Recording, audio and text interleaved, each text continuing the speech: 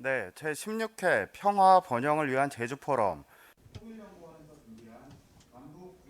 Unification Policy Research Division, KINU, had prepared the session, and we were going to start evaluating the 919 military agreement and promoting peace on the Korean Peninsula. Today, Professor Lee will going to lead the session.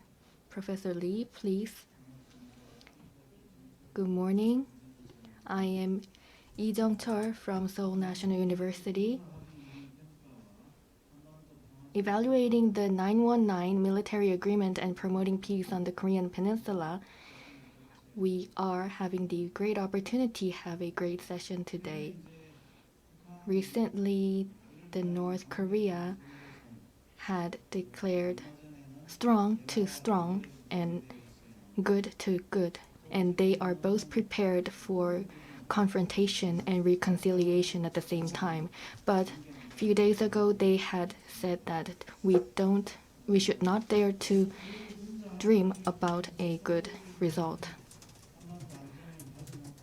So, for us who are preparing ourselves for a stable peninsula, we are not sure what will going to happen in the future, but at the same time, we are also relieved on some level.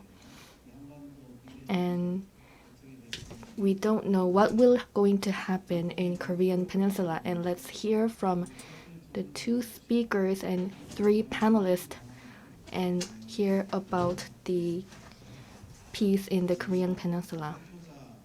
First, I will going to introduce two speakers.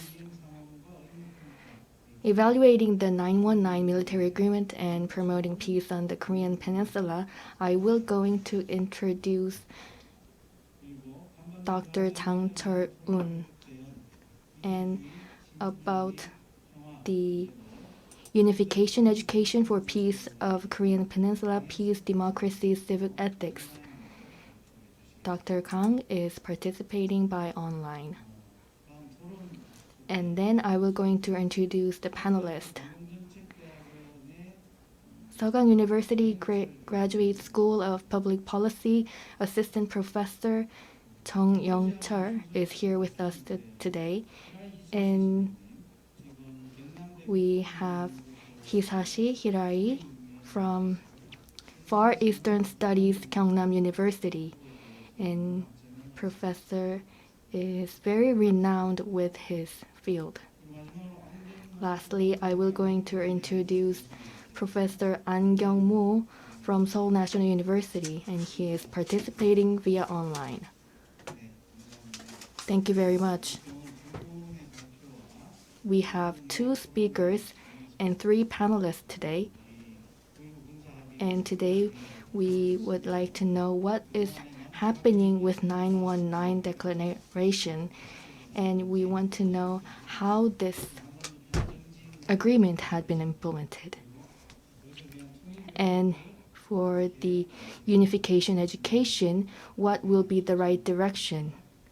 We will going to have presentation and discussion about this.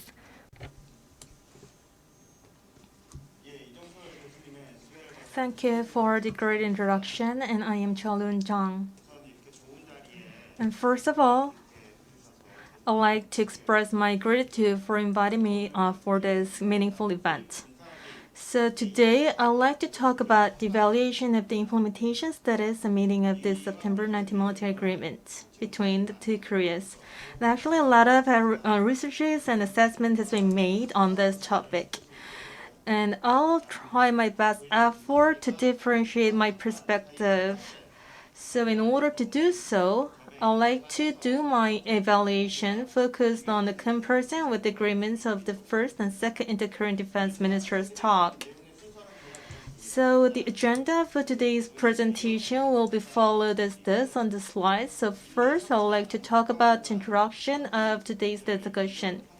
And then I will talk about the brief introduction of the criteria for comparison evaluation. And those criteria, there are three criteria. The first will be the comparison evaluation of the background of the agreements, and evaluation of main contents, and evaluation of implementing status. And to end the discussion, I'd like to deliver my personal assessment evaluation as well as a definition of the September 19 military agreements. First, I'd like to talk about the second North Korean-US summit. And actually, since that, the situation on the Korean Peninsula continues to be stagnant. And whenever North Korea carries out so-called provocative actions, there are a lot of questions about the September 19 military agreement arises. And in response, the Korean military authorities reiterate that their position that there was no serious violations by North Korea. However, enough researches or the discussions has not been made about it.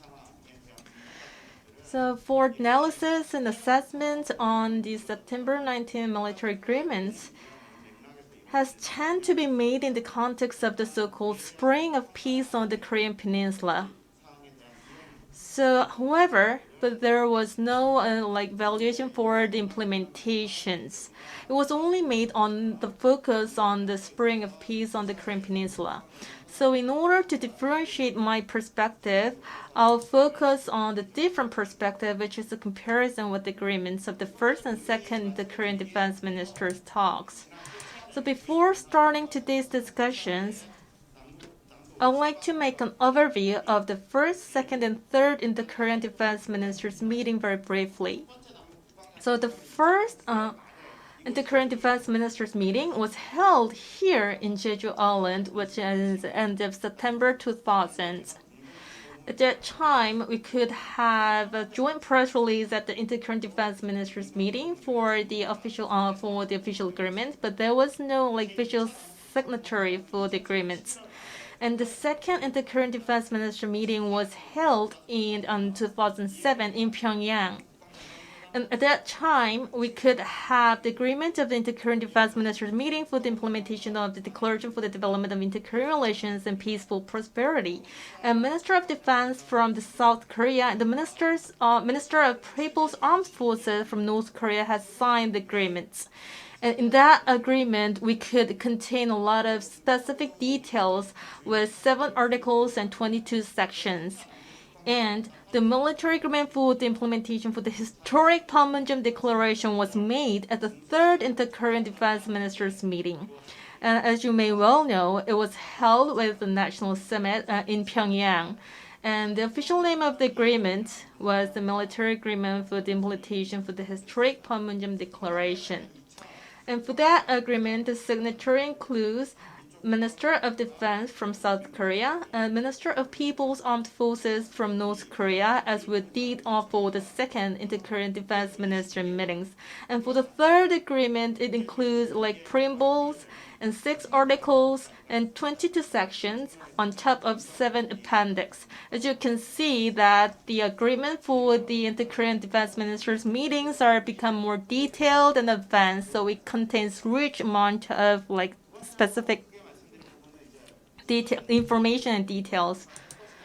And the second thing that I'll talk about is the criteria for comparison evaluation. But the most important thing is the background of agreement. Why was it held?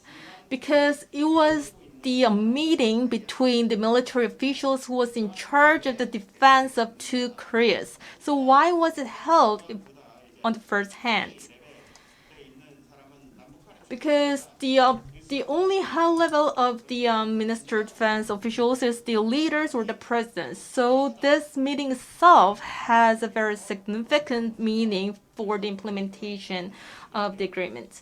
So we need to think about was it held in order to find the background of the national summits. And also, we have to think about if the Inter-Korean Defense Minister meeting had been held mainly to discuss and agree on military issues for practically establishing peace on the Korean Peninsula. And also, we need to think about the status of the implementations. So we have to have a closer look on the implementation status. And based on the criteria, we can do comparison and evaluation of the background of the agreement. So I'd like to talk about the comparison and evaluation briefly. So in case of the first and the current defense ministers meeting, you can find information from S. Preamble.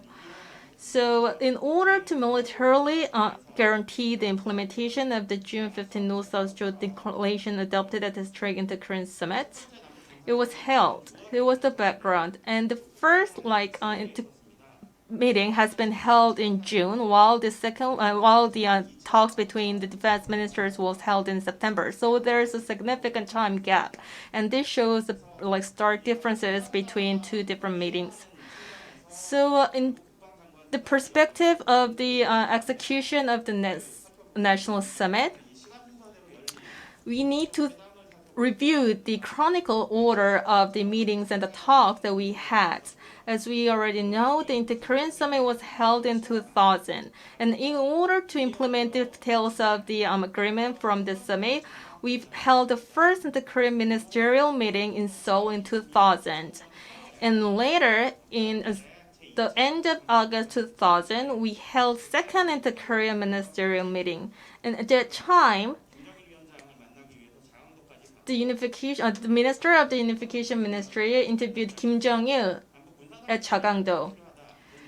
And he iterated that we have to have an Interkorean Defense Ministers meeting. So after that, Kim Yong-sun, Special Envoy Kim Yong-sun, visited South Korea on September 11, 2000. And he was the real working power, and he visited South Tower with General Park Jae-kyung. So at that meeting, at that visit, he made an official proposal to hold the Interkorean Defense Ministers meetings. So after that, we could hold the first Interkorean Defense Ministers meeting on September 2000 here in Jeju. And following the first Interkorean Defense Ministers meeting, we could hold third Interkorean Ministerial meeting on September 2000 in Jeju. However, it was the first one, but the direct reason to hold the Interkorean Defense Ministers meeting was the Interkorean Ministerial meeting. And actually, it is specified in the 2001 Unification White Paper. So given that, the background to hold this meeting is that the Interkorean Defense Ministers meeting has the same level with the Interkorean Ministerial meeting, and that's the big difference. So for the second Interkorean Defense Ministers meeting, as we've reviewed before, it was held in 2007. And from the agreement, we could see that at the summit, both sides discussed military measures for the implementation of the Declaration for the Development of Interkorean Relations and Peace and Prosperity, adopted at the historic summit, and agreed as follows. And also, it discusses all the political and the military measures. And in that regard,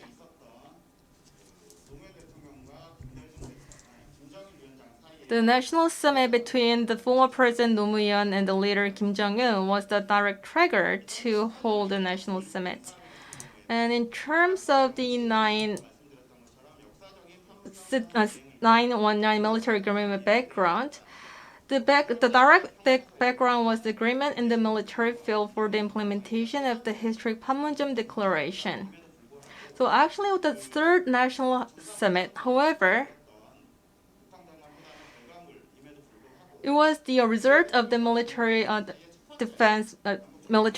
general defense meetings. However, still, the Panmunjom Agreement was adopted as the official name for the agreement.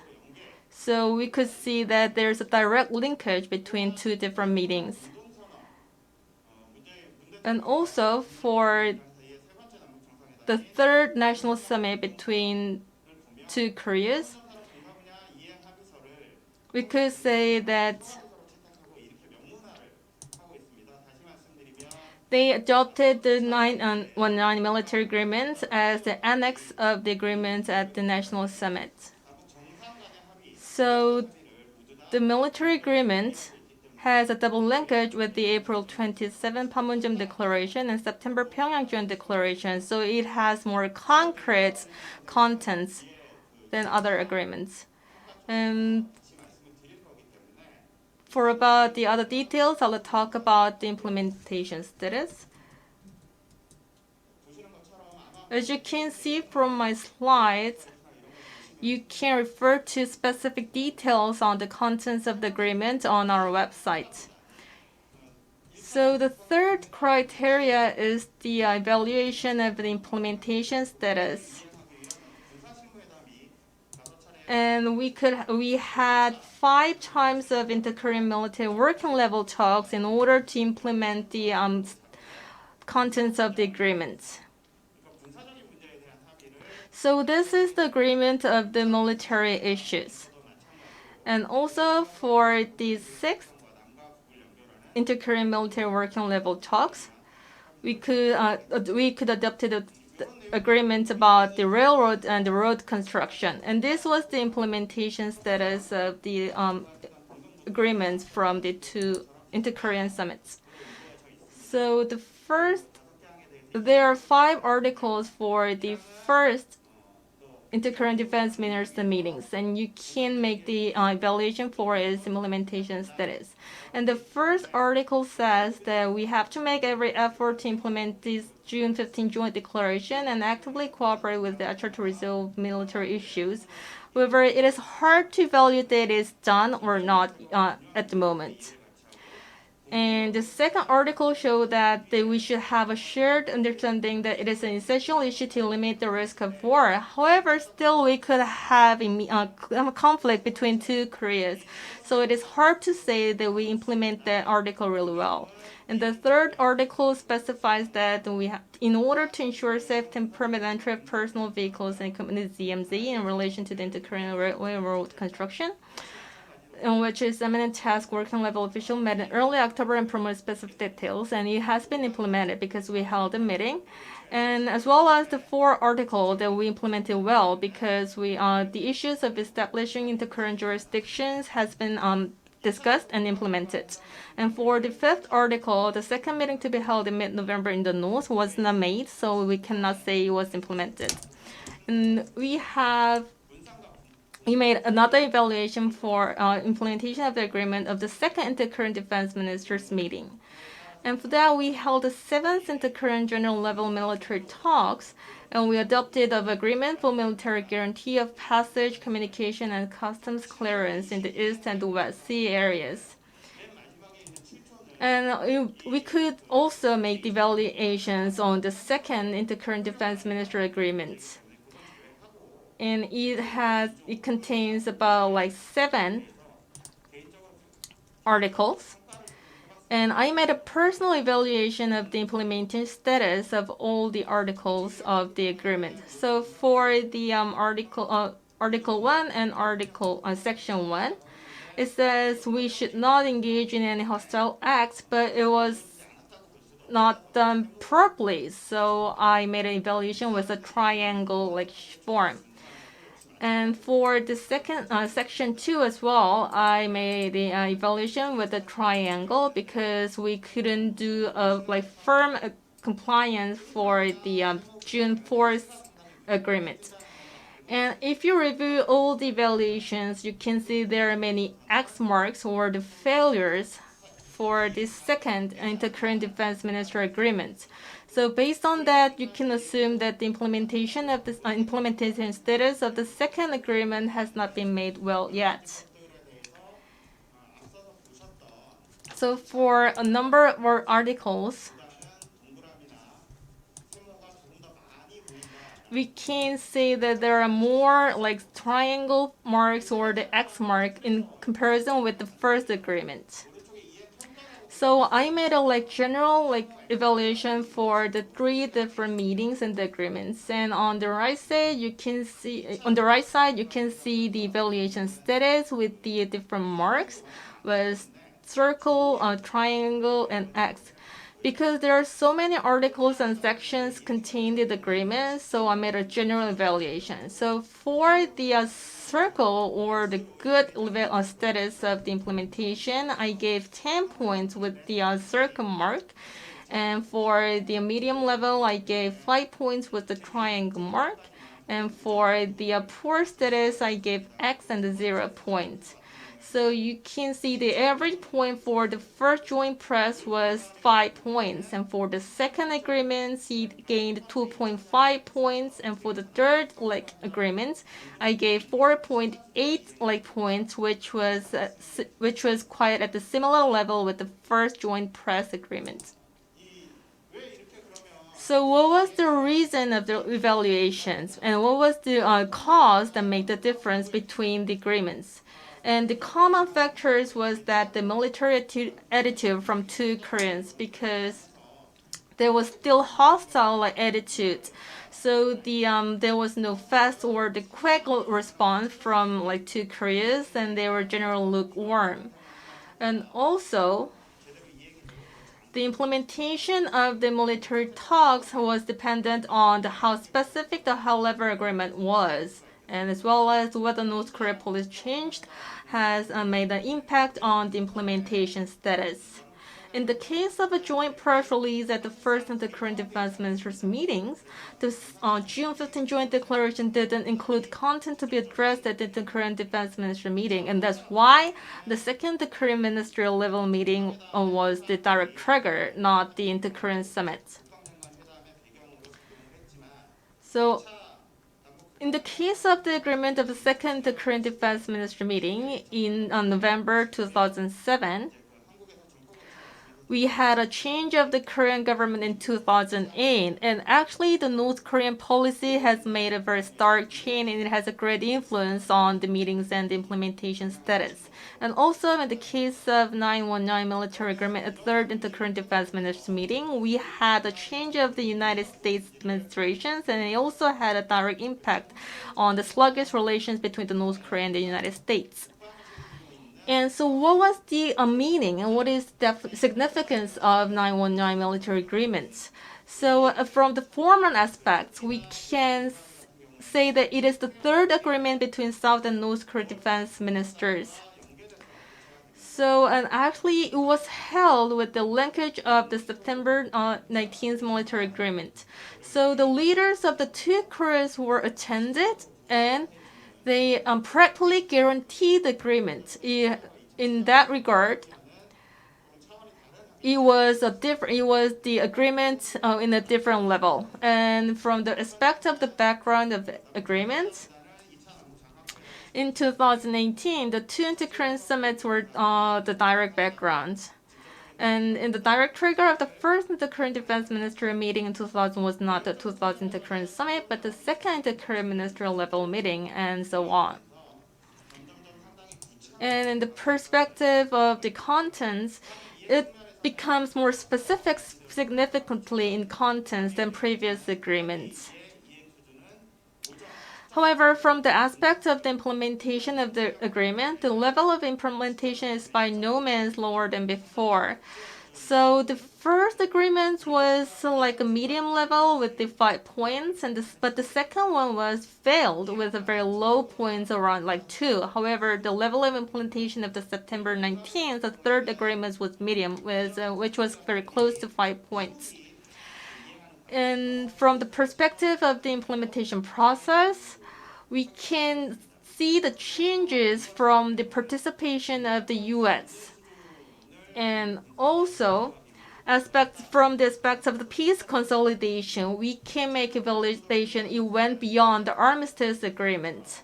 And for the 2000, 2007, and 2018, and for the first one, according to the 2000 joint press release, we could see some matters were implemented based on the armistice agreement. However, it has been stagnant on that level. However, when we come into the 2018, the September 19 military agreement, which was adopted in 2018, is strongly restricted the possibility of accidental collision, and also it significantly expand the region. So we can see the great leap forward for the implementation level. And this is the end of my presentation. Thank you very much. So Professor Lee was the chairperson of this session, but because of his personal issue, I will take the chairperson position for the rest of the session. As my presentation has finished just before, I'd like to turn my microphone to the second presenter.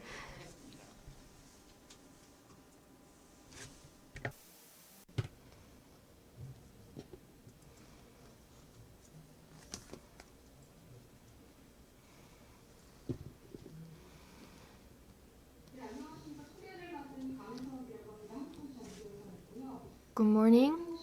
I am Professor Kang. I will going to give a speech for about 20 minutes.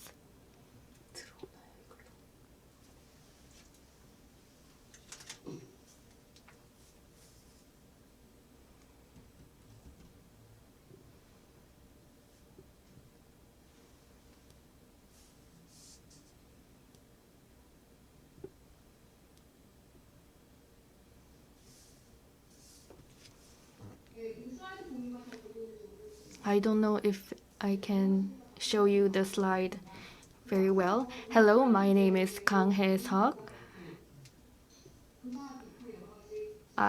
We just heard the presentation about the implementation process of the 919 agreement, and I will going to talk about the peace progress in Korean Peninsula.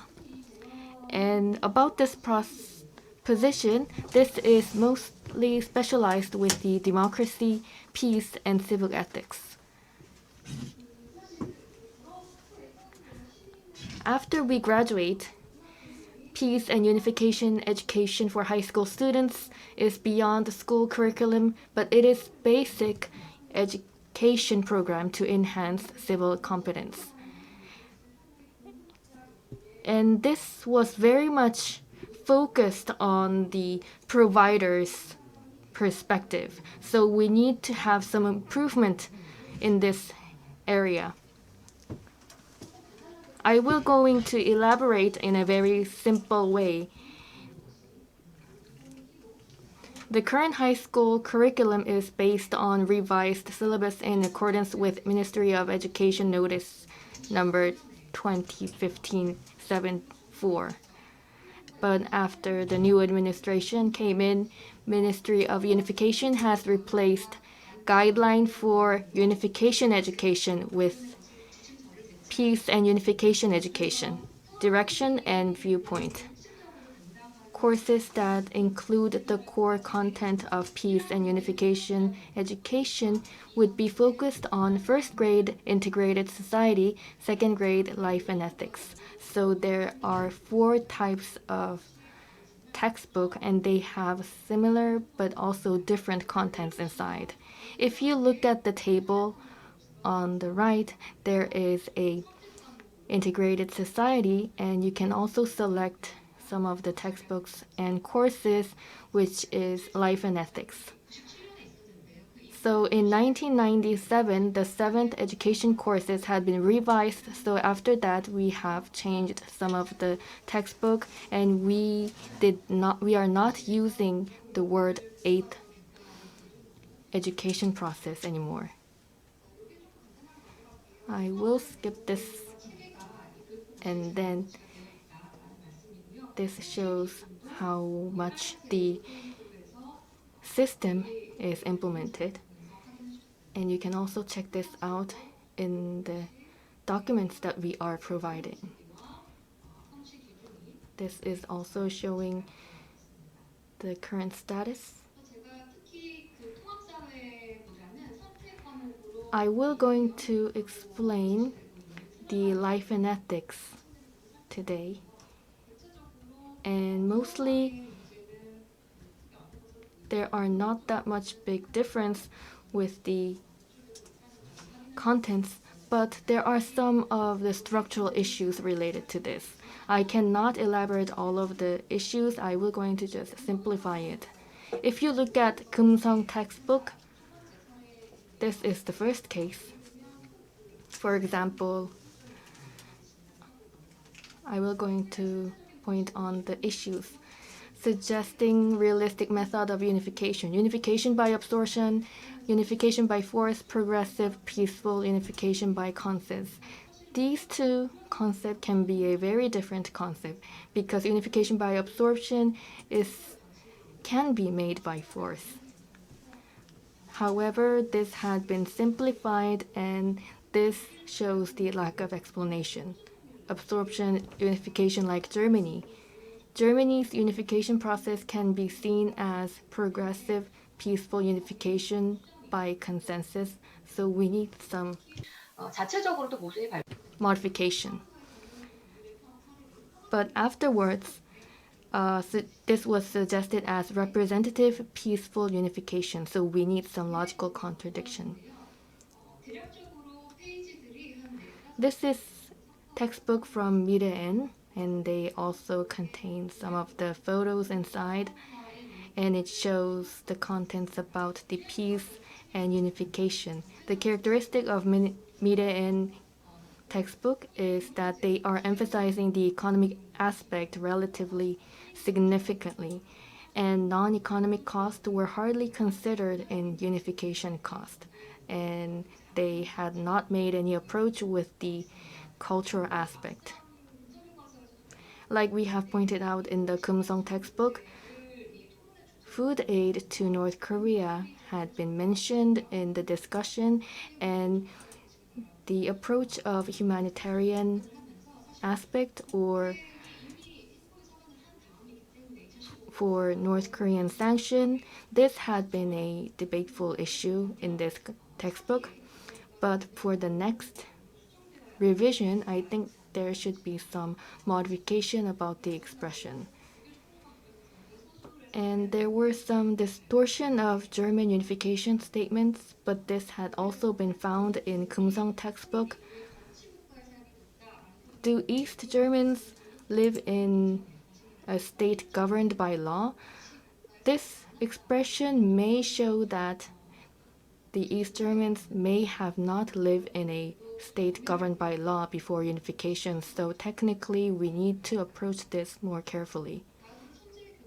Next is textbook from 천재 Education, and there were some chapters about the unification, and there were some proper suggestions, but in terms of elaborating the certain cases, there were some misunderstanding. It seemed like North Korean people are not provided with basic food, clothing, and shelters, and threatened with their right to live. And this does not fit with the reality that much, so I think we need to reflect the current situation of the North Korea in order to avoid this misleading facts. Also, there is a textbook from Pisang. Despite the book presented the image of independent unification approach through discussion, it seemed to lead to a specific opinion. So it looked like the approach to unification was very autonomous, but it may lead to certain misunderstanding. And also, textbook from Jiaksa, it shows that in exploring theory, the book represented two unification approach. Political first, socio-economic later. Socio-economic first, political later. But only one option is stated as the correct answer, thus fading the meaning of the discussion.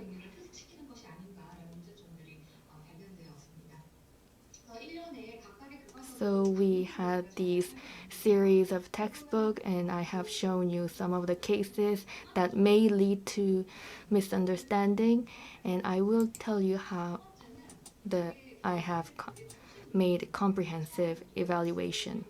Subject of peace and unification education. It was very based on supplier, professors, not based on the learners and demanders. So there can be some issues that are following the opportunity of education. And opportunity to learn about peace and unification for students who will become citizens after their graduation is not provided to all students. So life and ethics, they can choose not to take this course. So about 120,000 students are taking this course, and this is not relatively low number compared to other subjects. However, only the students who chose to learn about life and ethics would have the opportunity to learn about the unification and peace on the Korean Peninsula. Second is education method. Despite the Ministry of Unification and Ministry of Education emphasize discussion and debate, this is not applied to the actual classroom.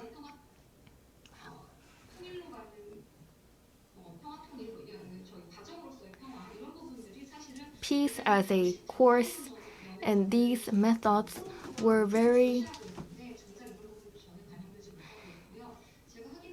not reflected correctly, but in my understanding, starting from 2014,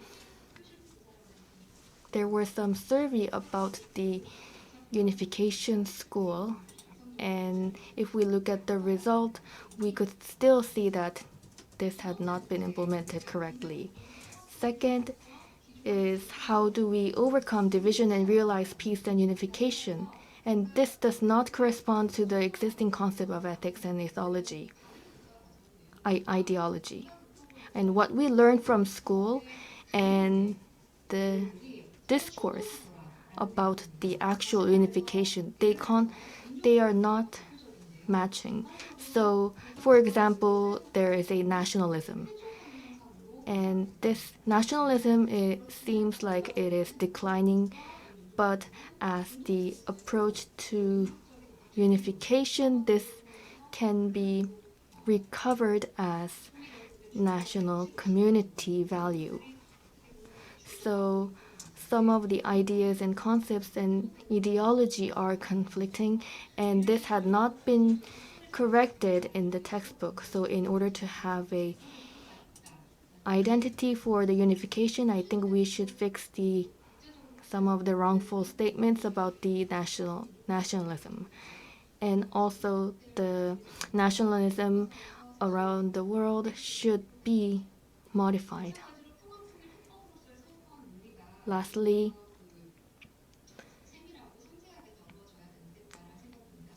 national community is emphasized as a method of communication, and we need to review the concept of nationalism so that the legitimacy of a future-oriented construction unification can be established. So in the course of diagnosing the conflict in Korea, there is a South-South conflict. And except for the textbook from Chunje Education, none of the textbook is handling this issue, the South-South conflict. We need to resolve our conflict first in order to have the driving force to resolve the Korean Peninsula issue. Lastly, it is difficult to understand issue and establish position due to lack of knowledge about North Korea and unification. The significant lack of North Korea related curriculum content are very lacking. So the information about the North Korea and the current status of North Korea is not sufficient enough in the textbook, and also the teachers knows the issues about the textbook. And also the information that are written in the textbook are not all right, and there were some North Korea's social classification system which are not rightfully stated in the textbook. Lastly, there is information on the division cost is superficially described in all textbooks. And this were very superficially described.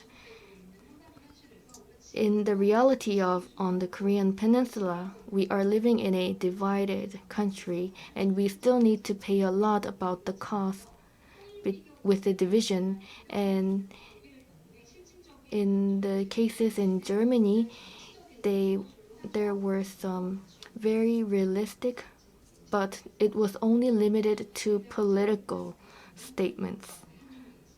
So instead of providing empirical information. Then how are we going to teach unification? I will going to go fast because I have so many contents to deliver. There are 3 approaches about this: life and ethics and integrated society are very much focused with this value. And how can we connect this to democracy, peace, and civil ethics? With this 3 issue, we should resolve the issue and then overcome the dichotomy between unification and division. And empirical and concrete education on division costs. First is overcoming the dichotomy between unification and division. It seems like there's nothing in between the division and unification. It seems like unification is restoration of normality. But we need to think about what is normality. But we should go beyond the restoration. So we should approach this as a developmental process. So in that process, peace would be, of course, included. Next is empirical and concrete education on division costs. Like I have touched upon, there is extreme severance and hostility in the division of the Korean Peninsula. This is exchange and cooperation between East and West Germany. Please refer to the tables and charts. Status of inter-Korean trade by type, and aid to East and aid to North was very different, about 30 times. And total humanitarian aid to North Korea and the phone call statistics between West and East Germany were very much different. This can be shown in the data, and also human exchanges status and sisterhood relationship between the local governments. And this had been pointed out recently, but in Germany, this was very much implemented in a very good way. So it seems like there were no communication between the US and Soviet Union during the Cold War. So it looks like for us not having any conversation with the North seemed normal. But if you look at the fact, the US and Soviet Union actually talked to each other. So not talking and no communication is not a sure thing. It's not the right thing. Next is we need to lift the benefit of the unification to the value in the process of overcoming division. So I think unification, democracy, unification, peace, unification, and world civic ethics, I think this should come with the education with unification. So first, the basic principle of democracy is equal participation rights and opportunities for all citizens. First, moments of South Korean democracy retreat and North Korea threat theory. You can see this on the photo. Next is North wind and color theory. And there was some information that's been proprietary, and we still need to take this opportunity. There's also Korean McCarthyism and color theory. South-South conflict and weak party structure. the ideology conflict is very high in Korea, and this is one of the top ranked issue in Korea. National security awareness of survey perception of North Korea was also very high. So conservatives and progressives were divided based on the idea from the Western countries, and we are not applied with this idea. You can see that from this chart.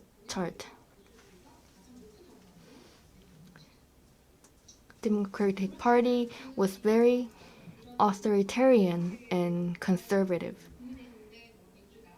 If you look at the difference between the parties, the difference is very huge.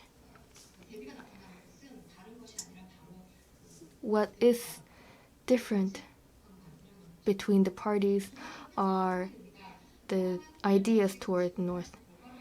Next is peace and unification. We need to educate that peace and unification is not just a method or present given as a result, but valuable goal itself. And in that sense, unification should be process of peace building.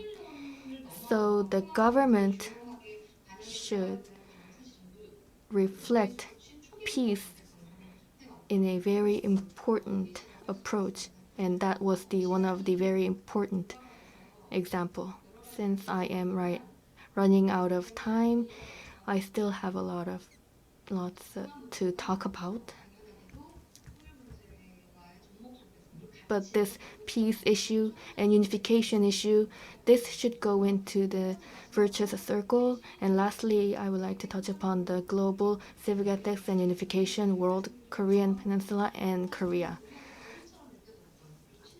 It seemed like the trade, it was trade for us, and this new liberalism seemed very good to us. But nationalism is rising. So in this course, division, we need to take this seriously. And I hope this can be reflected.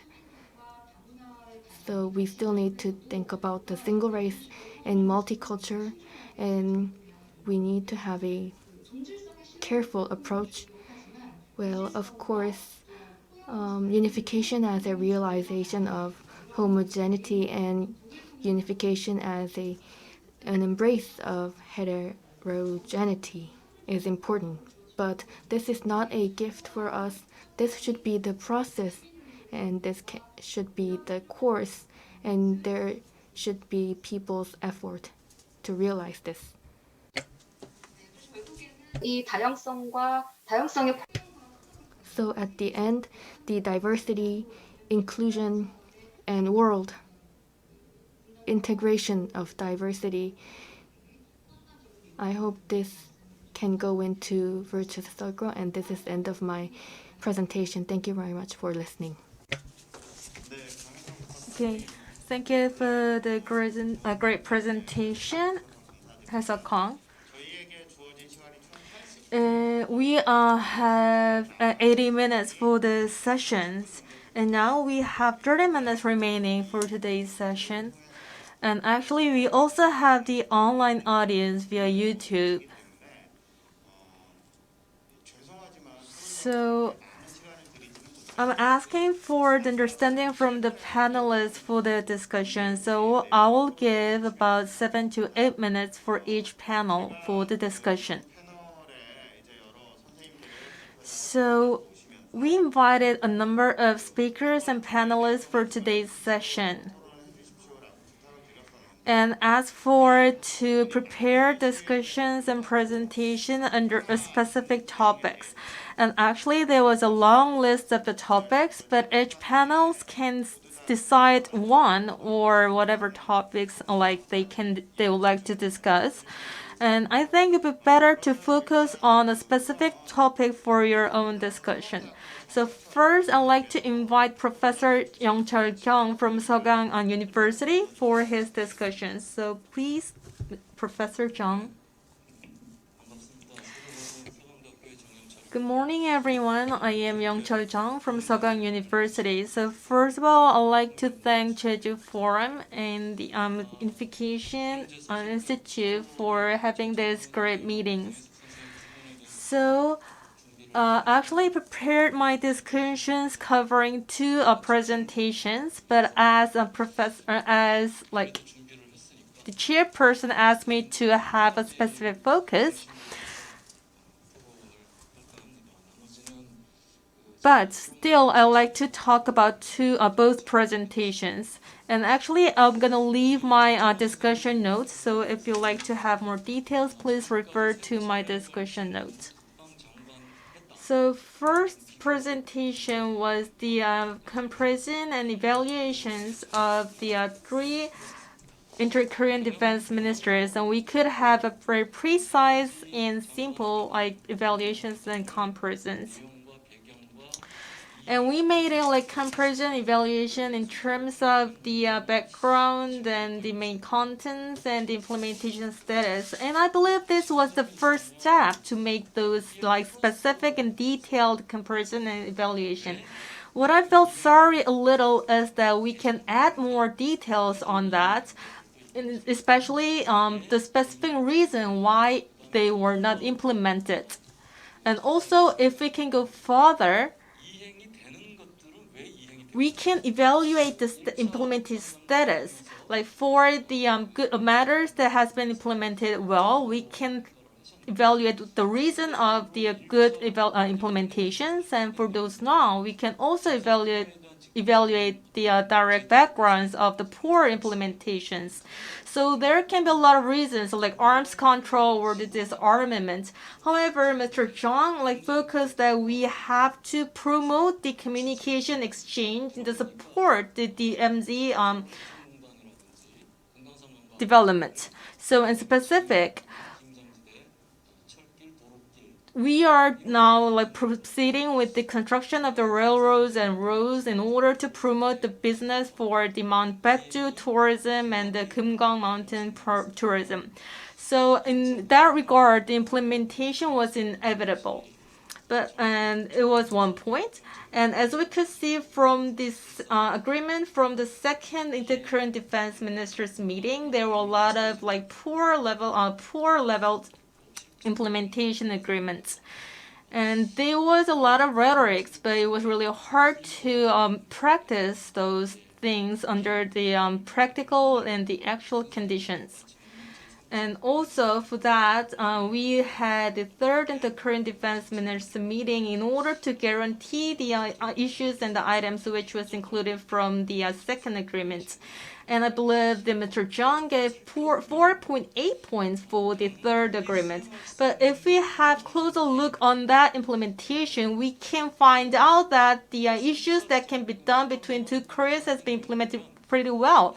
However, when we look to the third agreement, there are some issues that can be unilaterally decided by the South or the North. However, for the issues that has not been implemented well, it requires the support from the U.S. or the cooperation between South Korea and the U.S. And those matters and issues are not implemented well, and that's what we gave poor level or the poor score. And after the failure of the Hanoi summit, this tendency becomes more obvious. And in that regard, what will be the level which far we can go to implement the agreement for the military talks? So what are the items that we can implement by ourselves, or what are the items that can be done with the support with the U.S.? And more importantly, now the relation between two Koreas was stagnant, and the main reason is from the North Korea. And another reason is that the implementation of the agreement is not made well. So in that regard, our government especially for the military and the political issues. We have to improve the liability or the flexibility of the implementation of the agreements, and they will be significant in the future. And if there will be another agreement between two Koreas, and in order to practice those contents in the agreement, we have to guarantee or to secure the flexibility or the liability of the implementation. And I think that's the one point that we have to think about. So all in all, the relations between two Koreas, the relations with North Korea and the U.S., and between relation between the South Korea and the U.S., in general, we have to think about how we can make the vicious cycle on those virtuous cycles for those relations. And in order to create those virtuous cycles, how much willingness does our government has, and how can we guarantee that willingness? We also have to raise a strong question on those issues and resolve and address those points. And with the presentation made by Professor Kang, she had touched upon the education in high school. And if we look at the bigger frame in the education structure of Korea, how much the unification between North and South can be realistic and empirical. It is very concerning. I also have a child who is going to a high school, and when I have never heard about my child talking about learning about unification between North and South, and I am the professor who is studying the North Korea issue, but my child had never asked me about this before. So the education about the division, peace, and unification, this had been recommended legally and according to the Ministry of Unification guideline. We need to take certain times of the education program. But if we look at the reality, we don't know if this is being implemented correctly. So in that perspective, I will touch upon a few of the points that I want to make. I saw some of the suggestions and information and materials about the issue, and I think Professor Kang wanted to touch upon the direction that we should go, and this was based on the value, our historic value so far, but for the future direction, the education about the unification should be focusing on the universal value, which is democracy, peace, and global civic ethics. So we need variety, inclusion, and I also agree on this. However, if we look little more deeper,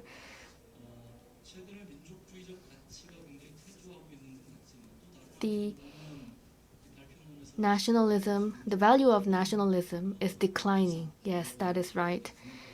And there are some rise of nationalism in certain areas in the world. And there is some of the difference with the orientation of value by the generation. When it comes to making the united team between North Korea and South Korea in Pyeongchang Winter Olympics, there were some social phenomenon that we did not have to experience in the past. So there were some critics about the united team at that time.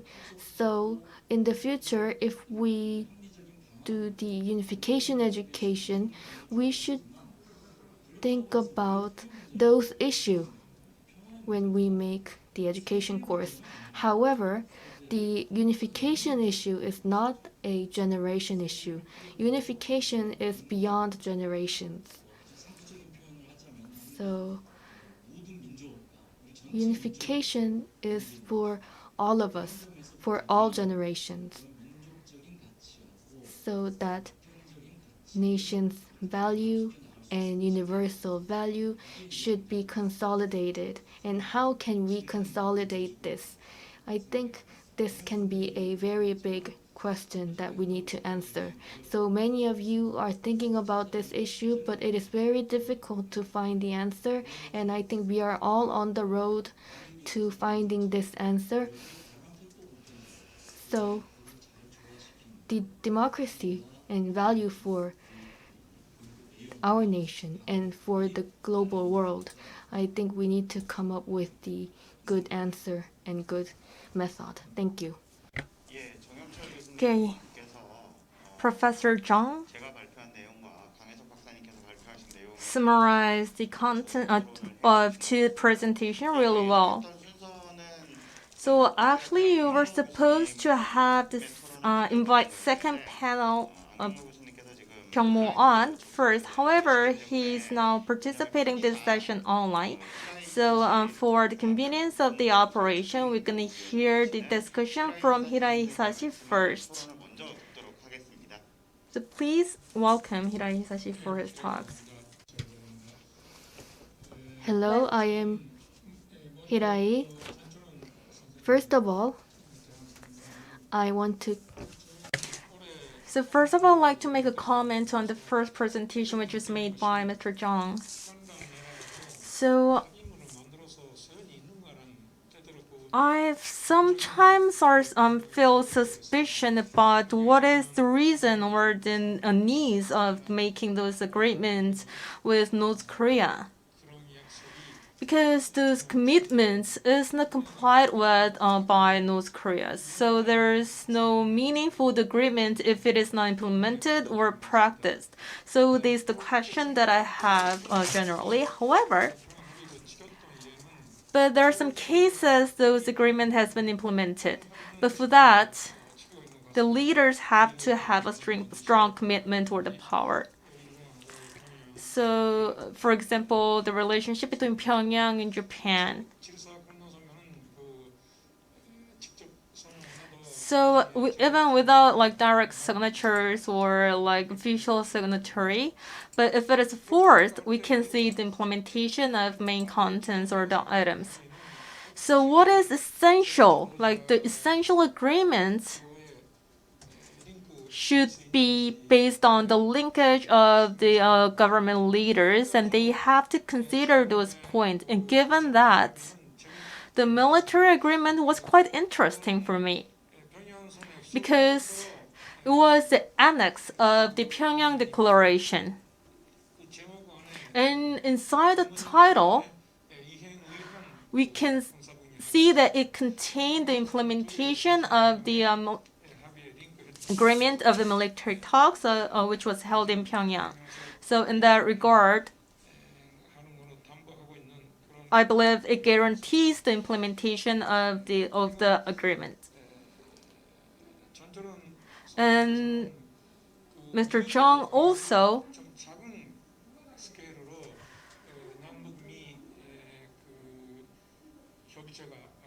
so the consultative body between Korea, South Korea, North Korea, U.S. as a small scale. But what I can recall is like 20 years ago when we had the first defense ministers talk, I could have opportunity to visit. And when there, I was wearing a summer clothes. However, at that time, the vice minister,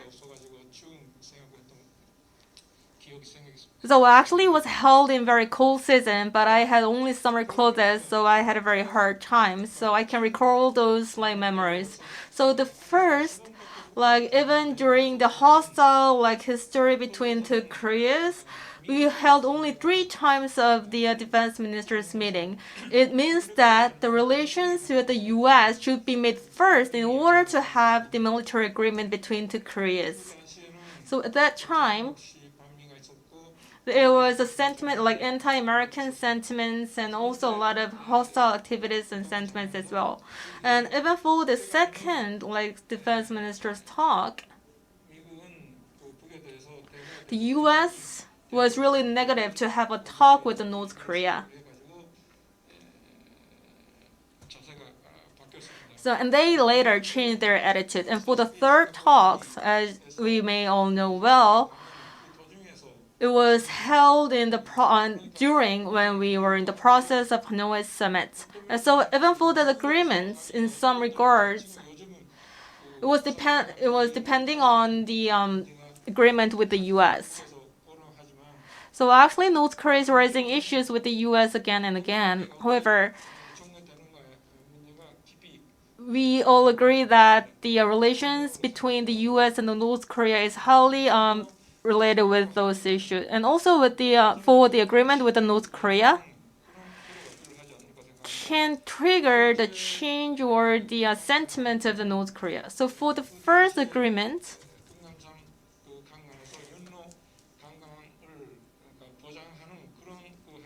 was like guarantee or like actually securing the reopening of the tourism of the mountain Kumgang and Mount Baekdun. And the second agreement was related with the construction of the railroad. It was only an instant like accident. However, it discussed the future business or the future hope of the North Korea to have the railroads. And even for the for the third agreement, it was made for the military issues. However, in some aspects, we can see that it was in favor of North Korea's military authorities for implementations, because in order to control the actions for the both sides. So in general, we can give some trust to the North Korea and get back from the North Korea and make them to implement the agreement. And I think those efforts should be made in order to like practice the agreement. I want to talk about one thing with the Professor Kang's presentation. It is about the nationalism. I don't think it's appropriate that foreigner is talking about your country's nationalism, but during the imperialism, the nationalism was not a negative thing, but recently the status of Korea had been rose very high. It's been very much strengthened, so that kind of nationalism cannot be the right concept. For example, Korea-Japan relationship. Like you have pointed out, the Far East nationalism is becoming stronger in Japan, but in Korea, progressivism is very much stronger than before. It is very much opposite between Japan and Korea. That is one of the reasons why Japan and Korea's relationship is aggravated. So the education for the peace and unification should be the background of the whole thing, but this nationalism in both Korea and Japan, we need to know what kind of nationalism that we need to hold, and with the comprehensive education and with the education about the unification, we really need to have this.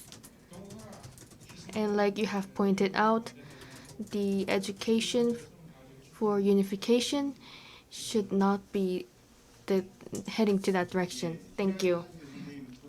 Thank you very much, Professor Hiraishi. And we will hear from Professor An, who's been waiting for about an hour, and we will hear from him. Thank you. I'm Kyungmo An from Korea National Defense University. I actually want to pass really quickly, but thanks to the very informative and useful presentations. And I feel sorry that I participate in this meeting online, not in person. But I hope that a lot of attendants could enjoy the beautiful nature of Jeju Island with the blue sky and blue oceans. and the two presentations were all like concrete and advanced. And so in that regard, I think it was a very proper and great presentation for today's topic. So we could hear great opinions and ideas. So because of the time limit, I'd like to remove all the duplicated items, and I'd like to finish my discussion in 5 minutes. So for the first presentation made by Mr. Chong, so like we can see the a number of evaluations were made in a very simple way, but the presentation was really concrete. So in that regard, I'd like to give a very high marks on that. And also the level of implementations as well as the contents between two Koreas are really advanced, and I agree with them. And as other panelists like pointed out, so it should be linked with the general condition, a general military condition. It is the like practical environment of the North Korea and the South Korea. And I think it is a profound, difficult problems for two Koreas. But despite those like limits, now we can see the great result, which is quite like significant for both Koreas as well. So given that against this background, I agree with the general content, but it would be better to add more contents on the presentations. That's my favor, because I think it would be better to have the evaluations or assessments of the limitations for implementing and practicing the contents of the agreement, and I think it will be a very great research topic for the future. And the most important like sectors or the points can be made from the comparison. So the comparison and the evaluation was really interesting to me. So and I believe that we can add one more thing on that. So it will be the comparison with the third party or the external parties. So there are a lot of like evaluations made for the agreement between the military defense ministers talks. And there are a lot of like stakeholders who has a high interest in this. Of course, the Minister of Defense, and some people have a negative perspective on this agreement, like saying that we are cheated or this is in favor to the South Korea. Like, and the other like related issues are also important, including the arms control or the disarmament. So if in order to invite those like stakeholders to our discussions, we can make an evaluation of the third party's perspectives. And in order to do so, we can have like concrete and the accurate evaluations of the level of the implementations as well as the level of the contents of the agreements. That can include the relations between the South Korea and the U.S. and also the for the tactical issues. Or there are some asymmetric issues that we have to consider. And what is the resolution that we can have to address those issues?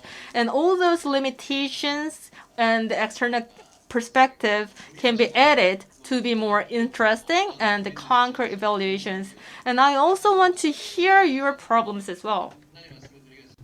I will be simple with Professor Kong's presentation, and Professor Kong's presentation was also, I am the expert for the unification with the North Korea, but I don't know how the school teaches to the high school students, and because it's been so long time. And thank you very much for giving us the opportunity to learn about the school curriculum.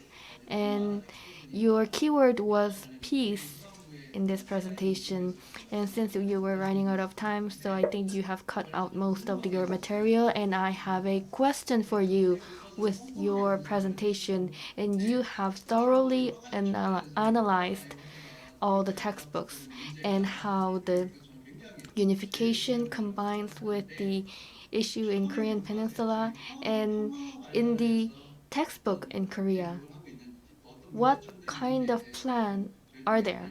And what kind of issues are there with the preparing the textbook in the Korean Peninsula? This is all of my questions. Thank you very much. Thank you very much for participating by online Professor An. We have 5 minutes left, so I was not the chairperson of today's session. I was the speaker, so I will hear from Professor Kang, and I will going to hear her answer for about 1 to 2 minutes, and after that I will give my statement. And I know that there are few people on the venue or participants through online, and if you have any question, please feel free to tell us and we will answer your question. Professor Kang, please.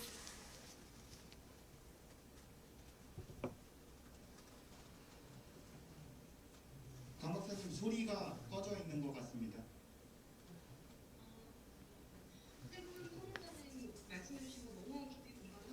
I deeply empathize what you have just said, all three of the panelists.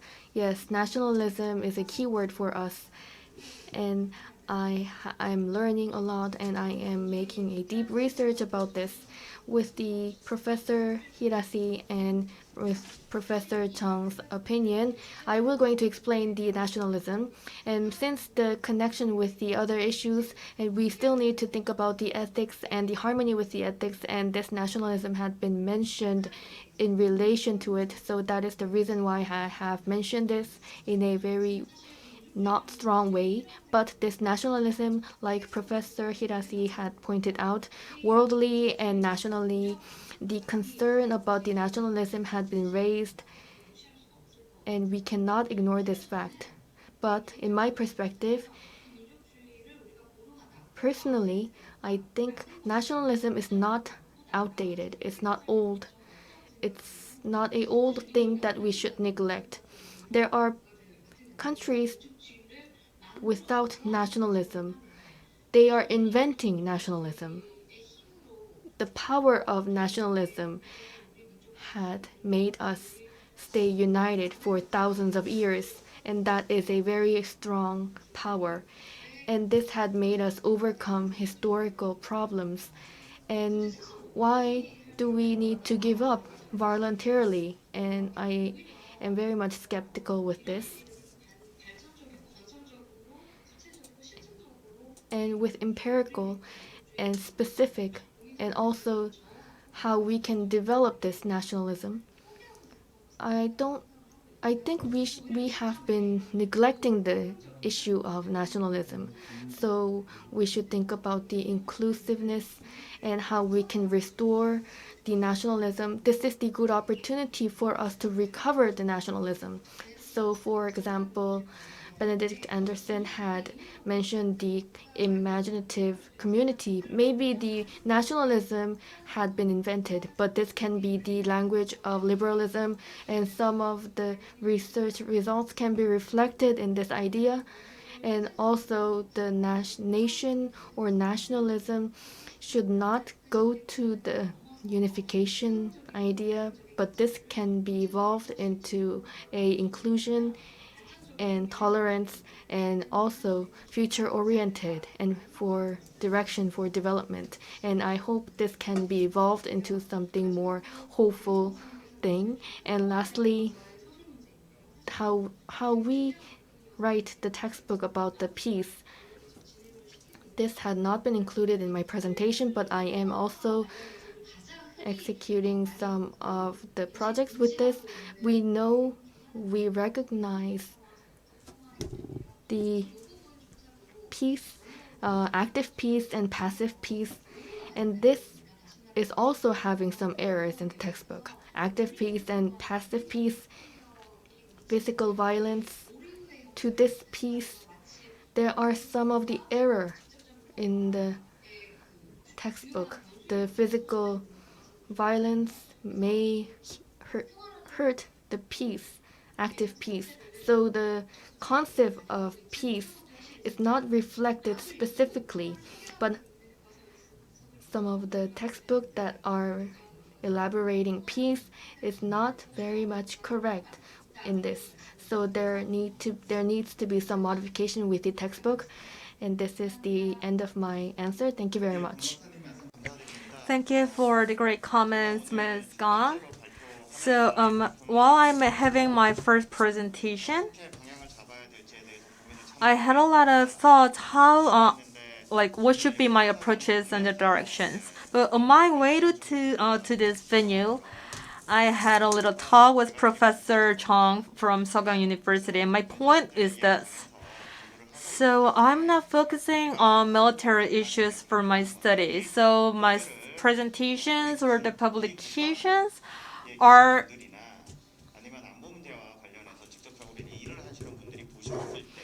can be seen to the visuals in the security fields or the worker employees at the Ministry of Defense. So it should be not like shameful, but it is really difficult. So based on the idea, and while I am listening to other presentations, I could have confidence myself that my whole direction and approaches is not that wrong, and actually it's quite correct. So we for the securing the liability for the South and North Korea issues, or the trust building for the military relations, or the comparison with the overseas cases, can be the future topics of my studies. So today, the Unification Policy Research Division of KINU had hosted evaluating the 919 military agreement and promoting peace on the Korean Peninsula session. We invited our participants from offline and online, which is called a hybrid. And I really express my sincere gratitude to the Dr. Kwang, who just made a great presentation even amidst the COVID-19 pandemic. And thank you for everyone, and thank you for your participation.